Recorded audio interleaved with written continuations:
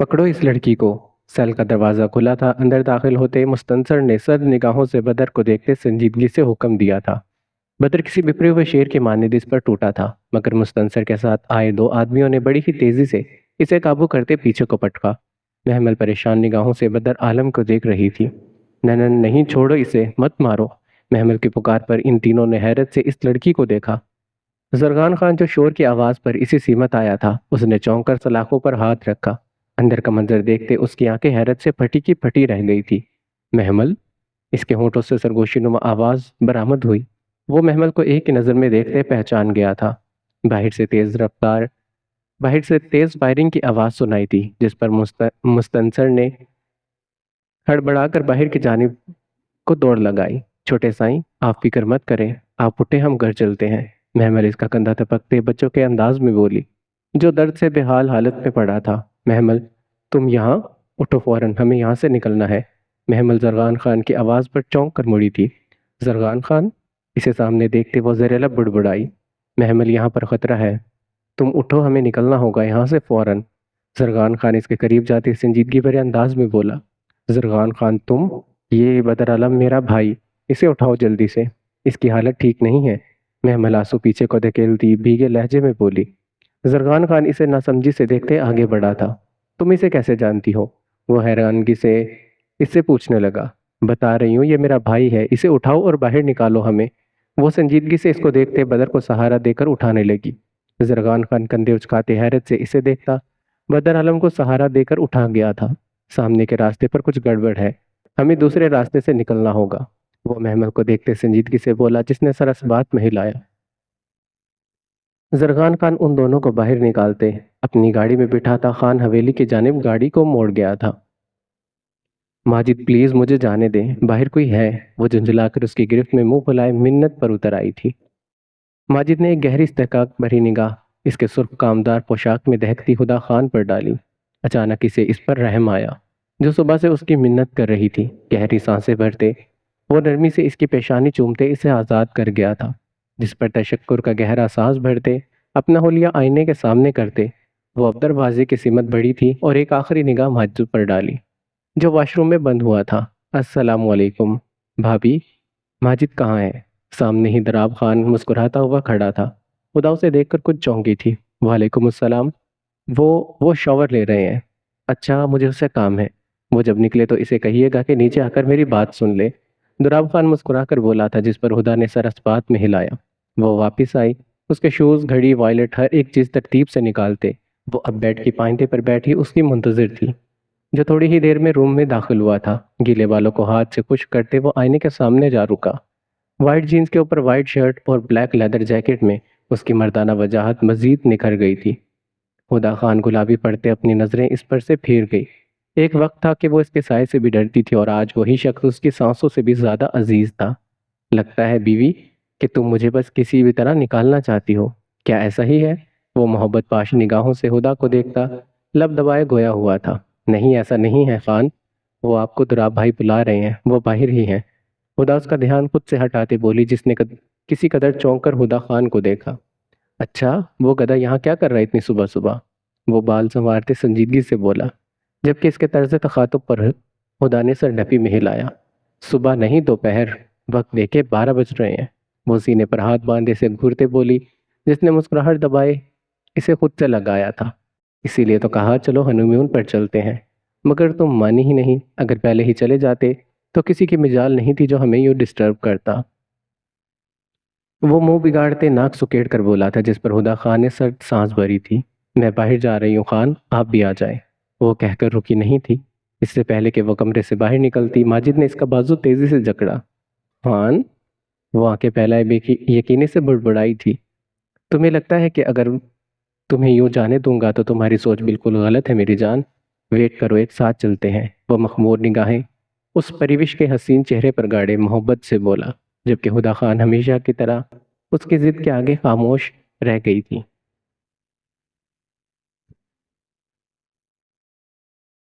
وہ تیز تیز قدم اٹھاتے اندر داخل ہوا۔ اس کے ہاتھ میں گن تھی، جس پر اس کی گرفت کافی مضبوط تھی۔ مستنصر اور اس کے آدمی مخصوص جگہ پر چاق و چوبند کھڑے تھے۔ باہر کیا ہو رہا تھا اور کیا نہیں، ان میں سے کوئی بھی نہیں جانتا تھا۔ قدموں کی تیز آواز کے ساتھ ایک دم سے تیز فائرنگ سٹارٹ ہوئی، جس پر ان سبھی کے چہرے پر صفاقیت چھائی تھی۔ وہ ہر طرح کے حالات کا مقابلہ کرنے کے لیے تیار تھے، مگر یہاں پر پولیس کی ریڈ پڑنا ان کے لیے غیر متوقع تھا۔ آصا آغا شاہ باقر کے منع کرنے کے باوجود بھی اپنے بھاری قدم اٹھاتے آگے بڑھتا جا رہا تھا اور اپنے راستے میں حائل ہونے والے ہر شخص کو بے دردی کی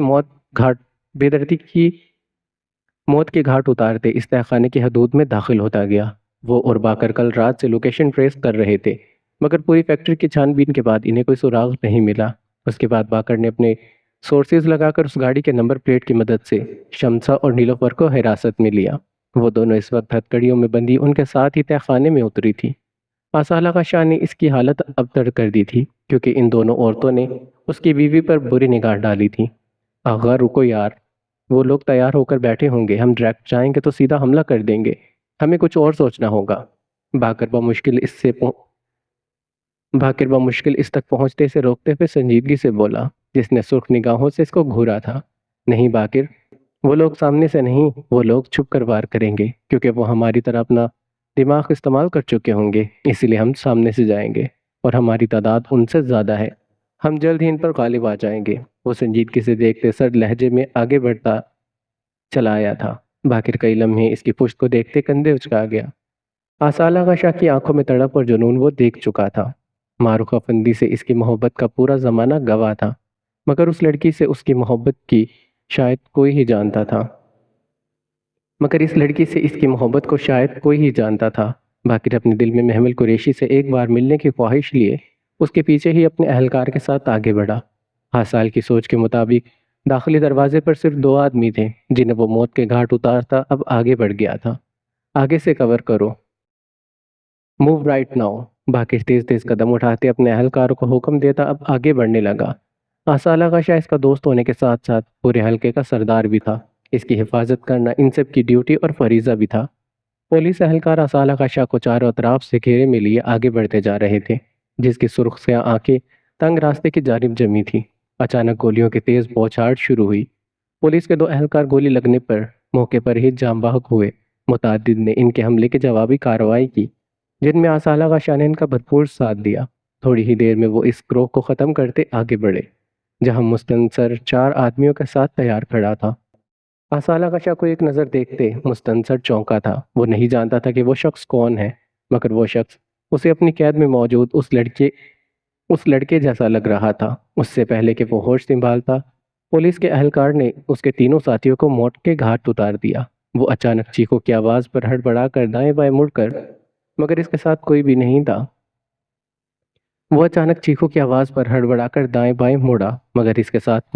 تھا۔ مستنصر جبڑے بھینچ کر گن سامنے کرتے آصال پر تان گیا، جو بنا رکے اس تک پہنچا تھا، اور ایک دم سے اس کے منہ پر پنچ مارتے وہ اسے پے در پہ مارتا ہی چلا گیا۔ پولیس اہلکار کو باقر نے اشارے سے آگے بڑھنے کو کہا، جو اب سیل کے اندرونی حصے کی جانب بڑھتے جا رہے تھے۔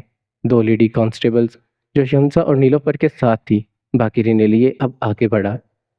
آصال نے پوری قوت سے اس کا سر دیوار پر مارا، جو لڑکھڑا کر سر سے بہتے خون کے ساتھ ہی نیچے گرا۔ موبائل فون نکالتے آصال نے اس کے سامنے کیا۔ مستنصر کے پیٹ پر پاؤں رکھتے وہ اسے سپاٹ چہرے سے دیکھتے محمل کی تصویر اس کے سامنے کر گیا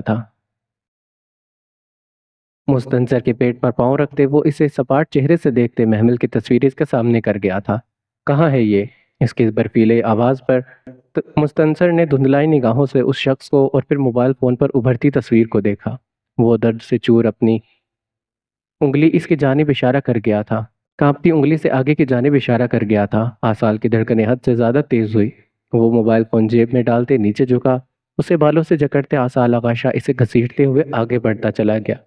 مختلف جیل نما سیلز کے قریب سے گزرتے ان میں بند معصوم لڑکیوں کی چیخو پکار ان کی ابتر حالت دیکھ کر آصا آغا جان کی آنکھوں میں بے بسی سے خون سمٹا تھا۔ یہ دنیا اس قدر صفاق اور تنگ دل ہو جائے گی، یہ اسے ان معصوم بچیوں کی حالت دیکھ کر اندازہ ہوا تھا۔ لوگ دنیا کے عیش و عشرت کے پیچھے آخرت کو بھول جاتے ہیں۔ وہ مٹھیاں شدت سے بھینچے اب آگے بڑھتا جا رہا تھا۔ بول کہاں ہے وہ؟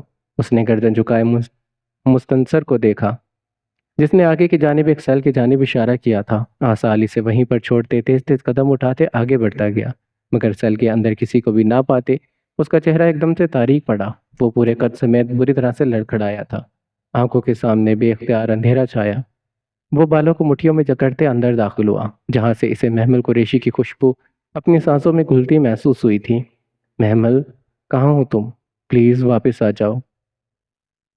وہ کرب سے آنکھیں میچتے اپنے دل میں اٹھتی ٹیسوں کے ساتھ فرش پر بیٹھتا چلا گیا۔ نہ نہیں محمل، مجھے اپنے پورے رب پر یقین ہے۔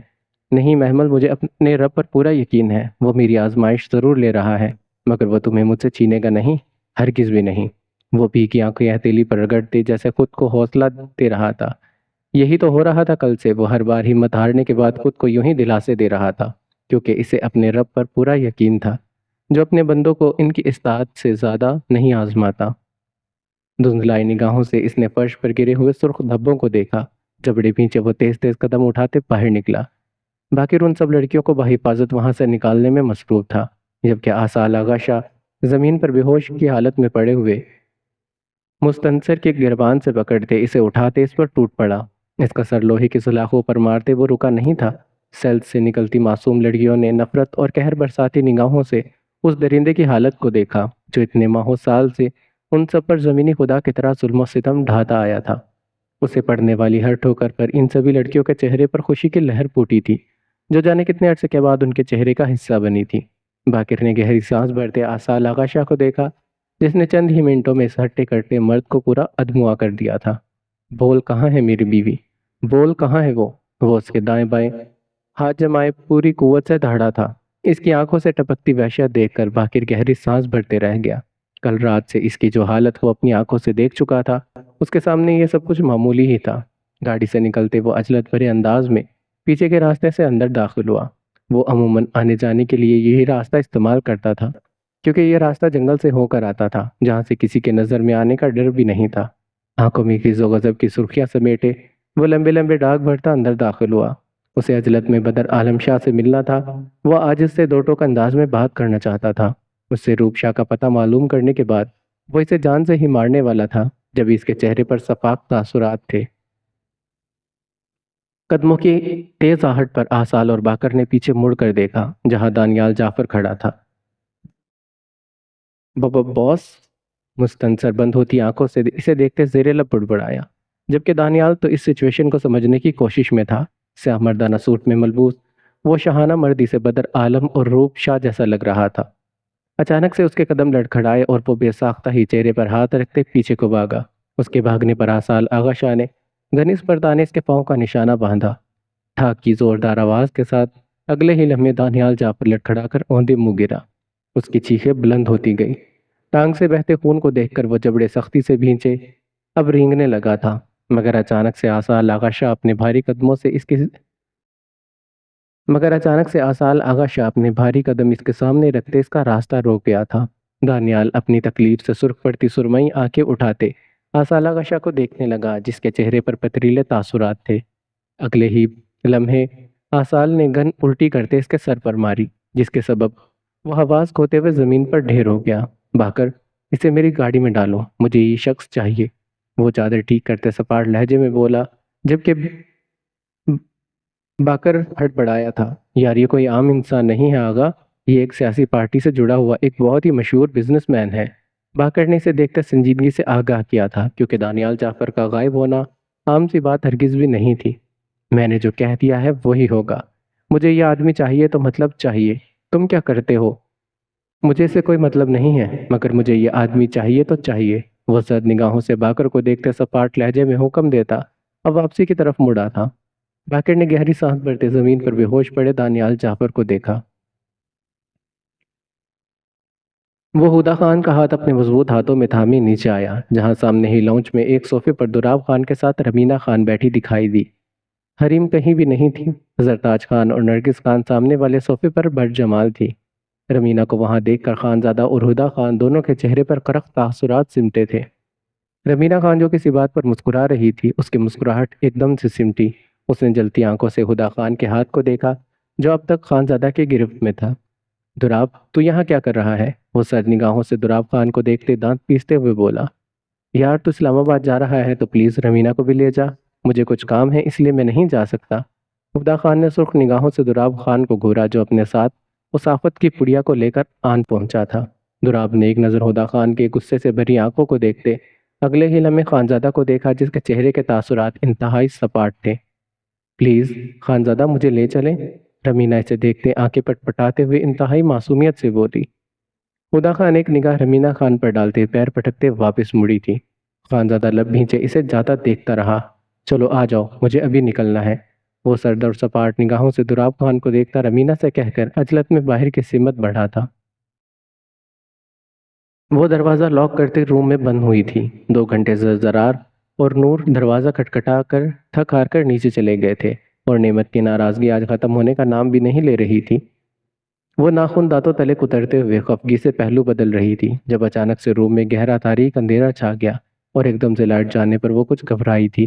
بڑی بڑی سے آنکھیں حد سے زیادہ پھیلائے وہ ایک دم سے اٹھ کر بیٹھی۔ پاشا، تھوک نکلتے وہ بار بار لیمپ کو آن کرتے کوشش میں ناکام ہوتے زرار کو پکارنے لگی۔ پاپا پاشا۔ وہ ننگے پاؤں بستر سے اٹھی تھی، موبائل فون کو مضبوطی سے جکڑتے اس نے کانپتے ہاتھوں سے لائٹ آن کی۔ کمرے میں ہلکی سی روشنی ہوئی جس پر وہ بھاگ کر کمرے کے دروازے کی سمت بھاگی تھی۔ ایک دم سے لاک کو کھولتے اس نے باہر کی سمت دوڑ لگا دی۔ سیڑھیاں عبور کرتے وہ خوف زدہ سی زرار کو پکارتی نیچے چلی آئی۔ پورا گھر تاریکی میں ڈوبا تھا، جسے دیکھتے نعمت کے چہرے پر خوف و ہراس پھیلا۔ نور پاشا، اس کے ہونٹ بے آواز پھڑپڑائے تھے اور آواز تو حلق میں ہی کہیں جا کر اٹک گئی تھی۔ ریلیکس بیبی، میں یہیں پر ہوں، چلو میرے ساتھ۔ ایک دم سے اس کے پیچھے سے ہزار میں لیتے وہ اس کے کان میں جھک کر گمبھیر سرگوشی نما لہجے میں بولا۔ نعمت ایک دم سے اس کی آواز پر مڑنے لگی، مگر پیٹ کے گرد بندھے زرار پاشا خان کے ہاتھ نے اسے حرکت دینے سے روک دیا تھا۔ نعمت اپنے گرد اس کے ہاتھ پر مضبوط گرفت جمائے اس کے ساتھ ہی آگے بڑھتی چلی گئی۔ وہ نہیں جانتی تھی کہ زرار پاشا خان اسے کہاں لے کر جا رہا تھا، وہ بس اتنا جانتی تھی کہ وہ اس کے ساتھ محفوظ ہے، وہ اسے ضرر نہیں پہنچائے گا۔ زرار اسے ایک جگہ پر روکتے اس کی آنکھوں پر رکھا اپنا دوسرا ہاتھ ہٹا گیا تھا۔ نعمت جھٹ سے مڑی، ایک نظر آگے پیچھے دوڑائے اس نے زرار پاشا خان کو دیکھا۔ جلدی سے چینج کر کے باہر نکلو خانم، آئی ایم ویٹنگ، وہ سرد لہجے میں کہتا بنا رکے ہوئے واش روم سے باہر نکلا۔ نعمت حیرت اور استعجاب سے اس واش روم کو تو کبھی اپنے ہاتھوں میں موجود ڈریس کو دیکھ رہی تھی جو سرخ رنگ کی لانگ میکسی تھی۔ میں 2 منٹ ویٹ کروں گا خانم، اس کے بعد اگر تم نے چینج نہیں کیا ہوا تو یہ کام میں خود بھی بہت اچھے سے کر سکتا ہوں، دروازہ نوک کرتے وہ باہر سے تحکم بھرے لہجے میں بولا، جس پر نعمت ہڑبڑا کر رہ گئی تھی۔ اس نے مڑتے آئینے کو دیکھا جہاں اس کا عکس نمایاں تھا، چہرے پر آئے زخم مندمل ہو گئے تھے، بس ماتھے پر ابھی تک بینڈیج لگی تھی۔ وہ گھبراہٹ کے مارے لائٹ آف کرتے جلدی سے چینج کرنے لگی۔ ٹھیک 2 سے 3 منٹ کے بعد دروازہ کھولتے اندر داخل ہوا۔ نعمت اس کے یوں آ جانے پر اپنی پھیلی سے آنکھوں سے اس کے آئینے سے گھورتی بیک زپ پوری قوت سے بند کرنے لگی جو بند ہونے میں نہیں آ رہی تھی۔ زرار ایک نگاہ اسے دیکھتے وجود پر ڈالتے لبوں میں شریر مسکراہٹ سجائے اس کی سمت بڑھا تھا۔ بنا اجازت لیے وہ اسے شانے سے جکڑتے زپ جھٹکے سے بند کر گیا تھا۔ ریلیکس ڈارلنگ، میاں بیوی میں یہ سب چلتا رہتا ہے، وہ اس کے سرخ تپے چہرے کو دیکھتے آنکھ ونگ کرتے بے باکی سے بولا تھا، جس پر نعمت کے وجود کا پورا خون سمٹ کر اس کے چہرے پر آن ٹھہرا۔ وہ جھنجھلا کر مڑی مگر زرار نے تیزی سے اس کے شانے کو جکڑ کر اسے کرسی پر بٹھایا۔ اب کیا پاشا خان؟ وہ اسے سر نگاہوں سے گھور کر رہ گئی۔ ہے تو بہت کچھ، یہاں بتانے کا موڈ نہیں ہے میرا، وہ تیکھی ناک چڑھا کر اپنے ہونٹ سکیڑتے لب دبا کر بولا۔ نعمت شاہ کی آنکھیں بے ساختہ چکی تھی، پہلو میں دھڑکتا دل اس حسین شخص کی قربت پر پھر سے بے ہنگم ہوا تھا۔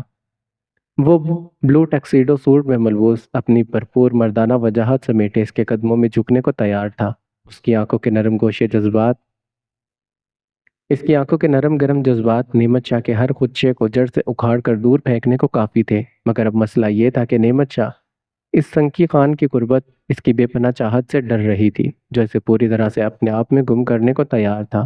زرار اس کے بال سلجھائے انہیں کھلا چھوڑ چکا تھا۔ آج وہ ان بالوں پر ہنسا نہیں تھا کیونکہ ایسا کرنے پر اس کی بیوی کا جارحانہ موڈ یقیناً آن ہو جاتا، جس کے بعد اس کے رومانٹک ڈیٹ کا دی اینڈ پکا تھا۔ جیب میں ہاتھ ڈالتے اس نے ٹٹولتے ہوئے کچھ نکالا۔ نعمت اس کے سرخ و سفید ہاتھ میں مقید ایک مخملی ڈبی کو حیرت اور اشتیاق سے دیکھ رہی تھی جن میں وائٹ کلر کی خوبصورت ڈائمنگ ٹاپس تھے۔ زرار نے بڑے ہی حق سے وہ ہیرے ان نازک کانوں میں پہنائے، جبکہ نعمت شاہ تو سانس روکے اپنے کان کی لو پر اس کے ہونٹوں کے لمس کو کسی خواب کی طرح محسوس کر رہی تھی۔ ایسا خواب جو آنکھ کھلنے پر ٹوٹ جانے والا ہو، جس کی مدت بہت تھوڑی ہو۔ ذرا اس کے فریز ہونے پر کمینگی سے مسکرایا اور اب اس کے ہونٹ نعمت کے گالوں پر ٹریس ہوئے تھے۔ وہ اس کے چہرے پر بڑے حق سے اپنے لمس کو بکھیر رہا تھا جب اچانک سے نعمت ہوش میں آتے گھبرا کر اپنا چہرہ دوسری جانب موڑ گئی تھی۔ اس حرکت پر زرار پاشا خان کی شہد رنگ آنکھوں میں ناگواری سمٹی، آنکھوں میں ابھرتے پر حدت جذبات مزید دہکے تھے۔ وہ جھک کر سینڈل اس کے پاؤں میں رکھ گیا تھا، جس نے ہڑبڑا کر جلدی سے سینڈل پہنتے اسٹریپ بند کری کہ وہ یہ فریضہ بھی اسے خود ہی انجام نہ دے دے۔ میں آئی؟ وہ اپنا مضبوط ہاتھ اس کے سامنے پھیلائے دلکشی سے مسکراتا ہوا پوچھنے لگا۔ نعمت کی گھنی پلکیں ایک دم سے گالوں پر سایہ فگن ہوئی تھی۔ وہ اپنا نازک مخملی ہاتھ اس کی مضبوط ہتھیلی پر رکھ گئی تھی، جس نے اسے ہونٹوں سے لگاتے اس پر گرفت مضبوط کی۔ نعمت شاہ دھڑکتے ہوئے دل سے اس خوبرو شخص کے ہمراہ کمرے سے باہر آئے۔ لائٹ اب آن تھی، سارا گھر خوبصورتی سے سجا تھا۔ جا بجا بکھری سرخ گلاب کے پھولوں کو دیکھتے اس کی سیاہ خوبصورت آنکھیں مزید پھیلی تھی۔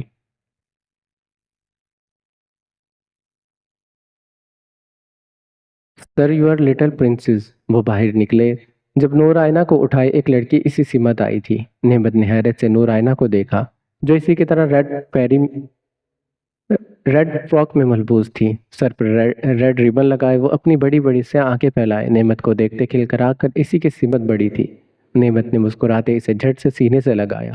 شکریہ مس لینا، زرار پیشہ ورانہ انداز میں ہلکا سا مسکرا کر کہتے نعمت کے جانب متوجہ ہوا تھا۔ وہ لڑکی سراہتی ہوئی نگاہوں سے اس لڑکی اور زرار پاشا خان کو دیکھتے گہری سانس بھرتے باہر کی سمت بڑی تھی۔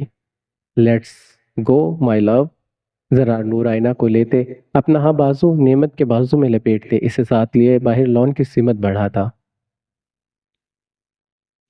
میں بتا نہیں سکتا بیٹا مجھے کتنی خوشی ہوئی ہے تمہیں یہاں خوش دیکھ کر بابا سائیں، یہ سب کچھ آپ کی دعاؤں کی وجہ سے ہوا ہے۔ آسال آغا شاہ جیسا داماد ہو تو کچھ بھی ممکن ہے۔ کمل بیگم مسکرا کر کہتی ان کے سینے پر سر رکھ گئی تھی، جو آسال کے ذکر پر مبمسا مسکرائے تھے۔ خانزادہ اس وقت حویلی سے باہر تھا۔ حریم دوراب خان کی ضد پر اپنے گھر واپس جا چکی تھی۔ اب حویلی میں زرتاج خان، نرگس خان، اسفدیار خان اور داجان کے علاوہ ہدا خان تھی جو اپنی پھپھو کے پاس بیٹھی تھی۔ آسال آغا شاہ کی کتنی ہی تعریفیں وہ سن چکی تھی۔ اب تو وہ اس شخص سے ایک بار ضرور ملنا چاہتی تھی جس نے سردار ہو کر اپنی سردارانہ انا کو نہیں انسانیت کو ترجیح دی تھی۔ آئے نہیں ابھی آدھا گھنٹہ ہوا تھا انہیں آئے ابھی آدھا گھنٹہ ہوا تھا۔ کنول بیگم اور حفیظ قریشی آج داجان کی ضد پر وہیں رکنے کا ارادہ رکھتے تھے۔ محمل بیٹی کو بھی لے آتے اپنے ساتھ، کتنا وقت ہو چکا ہے اسے دیکھے، داجان نے نم لہجے میں خواہش ظاہر کی، جس پر کنول بیگم آسودگی سے مسکرائی تھی۔ بابا سائیں، ایسی حالت میں اس کا سفر کرنا مناسب نہیں ہے، داجان نے نم لہجے میں خواہش ظاہر کی، جس پر کنول بیگم آسودگی سے مسکرائی۔ بابا سائیں، ایسی حالت میں اس کا سفر کرنا مناسب نہیں ہے، انشاءاللہ اللہ خیر کرے گا تو پھر اپنے ساتھ لے آؤں گی، کنول بیگم نے مسکراتے کہا، جس پر سبھی نے محمل کو ڈھیروں دعاؤں سے نوازا۔ ایک دم سے حویلی کا بیرونی گیٹ کھلا، جس پر سبھی نے مڑ کر اسی سمت دیکھا تھا۔ زرغان خان؟ زرغان خان کو دیکھتے داجان حیرت سے زیر لب گویا ہوئے۔ گاڑی حویلی میں سیاہ روش پر آن رکی تھی، جس میں سے زرغان خان عجلت میں نکلے پچھلی سیٹ کی جانب بڑھے تھے۔ لان میں بیٹھے سبھی ایک دم حیرت سے اٹھے۔ گاڑی کی پچھلی سیٹ سے سب سے پہلے محمل قریشی باہر نکلی، جسے دیکھتے سب کے چہروں پر حیرت انگیز تاثرات سمٹے تھے۔ بدر عالم کو وہ اور زرغان خان سہارے دے کر باہر نکال چکے تھے۔ داجان سمیت سبھی بھاگ کر اسی سمت بڑھے۔ محمل کی ابتر حالت اور اس لڑکے کو استفہامیہ نگاہوں سے دیکھتے وہ سبھی حد درجہ متفکر ہوئے تھے۔ محمل میری بچی، کنول بیگم اس کے دھول سے اٹے کپڑے اور خوفزدہ زرد چہرے کو دیکھتے گھبرا کر اس کی جانب بڑھی تھی، جس نے گہری سانس بھرتے اپنے حواس پر قابو پانا چاہا۔ زرغان خان، اندر لے چلو سب بدر کو۔ وہ بند پڑتی آنکھوں کو زبردستی کھولتے زرغان کو دیکھتے سنجیدگی سے بولی۔ اگلے ہی لمحے وہ حواس کھوتے پیچھے کو گری۔ ہدا خان بھاگ کر اس کے گرنے سے پہلے ہی اسے سنبھال چکی تھی۔ محمل، محمل میری بچی، آنکھیں کھولو محمل۔ حفیظ قریشی اس کے بے ہوش ہوتے وجود کو سینے سے لگاتے پاگلوں کی طرح چلائے تھے۔ پورا وجود اس کی حالت کو دیکھ کر بے جان ہوتا محسوس ہوا تھا۔ وہ اسے لمحوں میں گود میں اٹھائے اندر کی جانب بھاگے تھے۔ زرغان خان بدر عالم شاہ کو سہارا دیے خود سے لگائے اندر کی جانب بڑھنے لگا۔ یہاں سے آگے کا سفر میں اکیلا ہی طے کروں گا، تم سب جا سکتے ہو۔ گاڑی سے باہر نکلتے اس نے اپنے پیچھے مستعدی سے آتے گارڈز کو دیکھ کر تہکم بھرے لہجے میں کہا۔ وہ سبھی اپنے سردار کے حکم پر سر جھکائے واپس اپنی گاڑی کی سمت بڑھے تھے۔ آصال آغا شاہ دھیمے قدموں سمیت آگے بڑھا تھا، آنکھوں میں نمی، قدموں میں لڑکھڑاہٹ واضح تھی۔ آنکھوں کے آگے اندھیرا چھا رہا تھا۔ اس نے اپنی آنکھیں زور سے ہتھیلی سے رگڑی تھی، دل میں اٹھتا درد اس کی برداشت سے باہر تھا۔ وہ لڑکھڑاتے قدموں سے آگے بڑھا، دونوں ہاتھ کی مٹھیاں مضبوطی سے بھیجتے ایک دم سے ڈھہ گیا تھا۔ سامنے لگی تختی پر لگے سامنے لگی تختی پر لکھے الفاظ کو اس نے پہلی بار غور سے پڑھا۔ معروف آصال آغا شاہ۔ کئی آنسو اس کی آنکھوں سے بہتے رخسار کو بھگو گئے تھے، گلے میں آنسوؤں کا گولا سا اٹکا تھا۔ وہ گہری سانس بھرتے اپنے آپ پر ضبط کرنے لگا، جو کہ بہت مشکل کام تھا۔ معروف، وہ اسے مخاطب کرتے اٹکا تھا۔ نچلے ہونٹ کو دانتوں تلے کچلتے وہ بے بسی سے گہری سانس بھر کر رہ گیا۔ روح، مجھے معاف کر دو۔ میں تمہارے قاتلوں کو سزا نہیں دے سکا ابھی تک، مگر میں وعدہ کرتا ہوں کہ تمہیں مجھ سے چھیننے والی اس عورت کو میں ایسی بے دردی سے ماروں گا کہ اس کی روح تک کانپ جائے گی۔ اب کی بار اس کی سیاہ آنکھوں میں سرد مہری اترتی چلی گئی تھی۔ وہ کندھوں سے شال کو اتارتے، قبل پر اٹی ہوئی دھول صاف کرتے، اپنا سر پائنتی کی جانب رکھتے آنکھیں بند کر گیا تھا۔ جانے کتنا وقت گزر چکا تھا اسے اندازہ نہیں ہو سکا۔ شام کی سرخی چاروں اور پھیلتی جا رہی تھی۔ وہ دونوں کا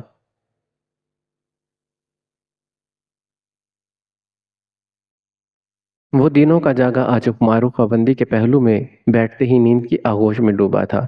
محمل، وہ محمل کو پکارتا بھاگتا جا رہا تھا، سرسبز و شاداب وادی میں بھاگتا جا رہا تھا۔ گہری دھند کی لپیٹ چاروں اطراف پھیلی تھی، ایسے میں وہ محمل کو پاگلوں کی طرح پکارتا آگے بڑھتا جا رہا تھا۔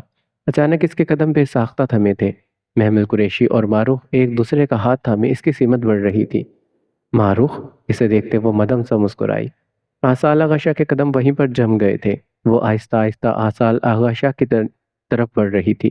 اس کے قریب پہنچتے معروف افندی نے محمل قریشی کا ہاتھ اس کے ہاتھ میں دے دیا، جسے وہ مضبوطی سے جکڑتے معروف کی جانب مڑا تھا۔ معروف افندی ان دونوں کو ایک مسکراتی نگاہ ڈالتے واپس اسی دھند میں غائب ہو گئی تھی۔ آصال اسے بلانا چاہتا تھا مگر الفاظ اس کے ہونٹوں سے ادا نہیں ہو پا رہے تھے۔ وہ اسے خود سے دور جاتے دیکھ گھبرا پڑا۔ معروف، وہ پسینے سے شرابور چہرے سمیت اٹھ کر بیٹھا۔ گہری سانس بھرتے اس نے اپنے اٹکے ہوئے سانس کو بحال کیا۔ وہ بے چینی سے نظر آگے کو دیکھتے آگے کی جانب بڑھنے لگا، مگر وہاں نہ تو محمل تھی اور نہ ہی معروف۔ آصال نے شدت ضبط سے اپنے ہونٹ کچلتے معروف کی قبر کو دیکھا۔ ایک دم سے اس کا فون رنگ ہوا۔ آصال نگاہیں قبر پر جمائے کال اٹھاتے موبائل فون کان سے لگا گیا تھا۔ ہیلو آصال۔ آصال آغا شاہ زرار پاشا خان کی آواز پر چونکا تھا۔ اپنے ماتھے پر بکھرے سیاہ بالوں کو پیچھے کرتے وہ بہت مشکل سے اٹھا۔ زرار، کیا ہوا؟ سب ٹھیک تو ہے؟ آصال نے اپنے کپڑے جھاڑتے لہجے کو ہموار بناتے سنجیدگی سے پوچھا۔ سب کچھ ٹھیک ہے آصال، سب کچھ ٹھیک ہے۔ محمل یہاں ہے، خان حویلی میں پہنچو۔ میں خود بھی نعمت کے ساتھ حویلی جا رہا ہوں، تم جلدی سے حویلی پہنچو۔ She needs you she need you Zarar سنجیدگی سے کہتے کال کٹ کر گیا تھا۔ آصال آغا شاہ کئی لمحے تک فریز سا کھڑا رہا، موبائل فون کان سے ہٹائے وہ بے ساختہ ہی پیچھے کو مڑا۔ ایک نگاہ معروف کی قبر پر ڈالتے وہ مضبوط قدم اٹھاتے اپنی گاڑی کی جانب بڑھا۔ سر میں اٹھتی تیز ٹیسوں پر اس نے ہاتھ سر پر رکھتے اپنی درد سے بھری آنکھوں کو بمشکل سے کھولا۔ سمندر کے پانی کی مانی نیلی خوبصورت آنکھوں میں شدید سرخی کی لہریں تیر رہی تھی۔ محمل، میری جان، لیٹی رہو۔ کنول بیگم کی متفکرانہ آواز پر اس نے چونک کر انہیں دیکھا جو اس کے قریب ہی بیڈ پر بیٹھی تھی۔ اماں، وہ دونوں ہاتھ کی ہتھیلیاں بیڈ پر مضبوطی سے جمائے انہیں دیکھتی سہارے سے اٹھ کر بیٹھی تھی۔ شفاف ماتھے پر پڑے بل ایک دم سے مزید گہرے ہوتے جا رہے تھے۔ سامنے موجود صوفے پر داجان اور اسفد یار خان بیٹھے تھے۔ ایک جانب نرگس خان اور زرتاج خان کھڑی تھی، جبکہ ہدا خان اس کے قریبی بیڈ پر بیٹھی تھی۔ بدر عالم کہاں ہے؟ وہ پورے کمرے پر نگاہیں دوڑاتے سنجیدگی سے پوچھنے لگی۔ اس کے سوال پر سبھی نے مڑ کر ایک دوسرے کو دیکھا۔ کون بیٹا، کس کی بات کر رہی ہو تم؟ کنول خان نے حیرت سے اسے دیکھتے پوچھا، جو ان کے سوال پر چونکی تھی۔ شاید وہ لوگ بدر کو نہیں جانتے تھے۔ اماں، وہ لڑکا میرے ساتھ آیا تھا، وہ زخمی تھا۔ وہ بدر عالم شاہ ہے، 8 سال کا چھوٹا بھائی۔ وہ دوپٹہ سر پر اوڑھتے انہیں بتاتے بیڈ سے اٹھی، جب اچانک سے اس کا سر ایک دم سے چکرایا۔ محمل، بیٹا طبیعت ٹھیک نہیں ہے تمہاری، تمہیں آرام کی ضرورت ہے۔ حفیظ قریشی جو ابھی ابھی کمرے میں داخل ہوئے تھے وہ بھاگ کر اس تک پہنچے۔ اسے سینے سے لگاتے وہ نرم لہجے میں گویا ہوئے تھے، بابا بدر بدر عالم ٹھیک تو ہے؟ اسے چوٹیں آئی ہیں، ڈاکٹر کو بلائیں آپ، اسے کچھ نہیں ہونا چاہیے، وہ آصال کا بھائی ہے۔ وہ ان کی شال کو مٹھیوں میں جکڑتے پاگلوں کی طرح ایک ہی بات کو دہرا رہی تھی۔ اس کی حالت ان سبھی کے لیے بہت زیادہ تکلیف دہ تھی۔ حفیظ قریشی گہری سانس بھرتے، اس کی پیشانی چومتے اسے ساتھ لگائے کمرے سے باہر نکلے۔ وہ جانتے تھے وہ جب تک بدر کو دیکھے گی نہیں اسے چین نہیں آئے گا۔ وہ اسے ساتھ لگائے ایک روم میں داخل ہوئے۔ سامنے ہی بیڈ پر بدر عالم بے ہوشی کی کیفیت میں پڑا تھا۔ ڈاکٹر اس کا معائنہ کرنے میں مصروف تھا، جبکہ زرغان خان ایک کونے میں کھڑا محمل کو دیکھ کر اسی کی سمت آیا تھا۔ گھبراؤ نہیں لڑکی، ٹھیک ہے تمہارا دیور، وہ اسے پرسکون کرنے کی خاطر شریر لہجے میں بولا۔ تو محمل اس کی بات پر پہلے تو چونکی، پھر پھیکا سا مسکرائی۔ دیکھ لیں آپ چچا جان، شادی کے بعد آپ کی بیٹی تو ہم سب کو بھول ہی گئی ہے۔ زرغان نے ایک اور شکایت کی۔ وہ بچپن سے ساتھ کھیلتے آئے تھے۔ محمل جب کبھی خان حویلی لوٹتی تھی وہ اکثر و بیشتر زرار اور زرغان کے ساتھ پائی جاتی تھی۔ ایسا نہیں ہے زرغان، بس بدر کی حالت بہت خراب ہے، اس کی بیوی اس کے بغیر نہیں رہ سکتی، اور حویلی والے بھی۔ وہ ہلکا سا مسکراتے اسے آگاہ کرتی اب سر اٹھائے اپنے بابا کو دیکھنے لگی۔ بابا، آپ سائیں کو کال کرے، وہ پریشان ہوں گے، انہیں بتائیں کہ بدر عالم شاہ اور محمل ٹھیک ہے۔ اس کے نام پر محمل کے زرد چہرے پر لالیاں گلی تھی۔ وہ کچھ ہی دیر میں اس کے پاس ہوگی، یہ خیال اتنا خوشکن تھا کہ اسے اپنی ہر تکلیف، اپنا ہر درد مدغم ہوتا محسوس ہوا تھا۔ نہیں آپ ایسا کریں، آپ مجھے فون دیں، میں ابھی کال کرتی ہوں، دیکھیے گا وہ بھاگا بھاگا آئے گا۔ وہ روتے ہوئے اچانک سے ہنسی تھی۔ حفیظ قریشی تو ٹھیک سے مسکرا بھی نہیں سکے۔ کون باپ اپنی بیٹی کو ایسی حالت دیکھ کر مسکرا سکتا ہے؟ وہ جس طرح سے حالت میں ایک اڈے سے زرغان خان کو ملی تھی، ان کا تو کلیجہ ہی منہ کو آ رہا تھا۔ آصال آغا شاہ پر بھروسہ کرنا ان کی زندگی کی سب سے بڑی سزا ثابت ہوئی تھی۔ میں نے کر دیا ہے اسے فون بیٹا، وہ آتا ہوگا، وہ گہری سانس بھرتے سنجیدگی سے بولے۔ تو محمل نے انہیں دیکھا، پھر سر اسبات میں ہلاتے وہ ہنسی تھی۔ ٹھیک ہے، میں کپڑے بدل لیتی ہوں، خدا سے لے لیتی ہوں۔ وہ اپنے حلیے کو دیکھ کر خاصی گھبرائی تھی۔ آصال اگر اسے اس حالت میں دیکھ لیتا تو یقیناً اسے بہت تکلیف ملتی، اور اسے تکلیف ہو یہ محمل قریشی قطعاً برداشت نہیں کر سکتی تھی۔ حفیظ قریشی اس کی پشت کو بھیگی نگاہوں سے دیکھتے رخ پھیر گئے تھے۔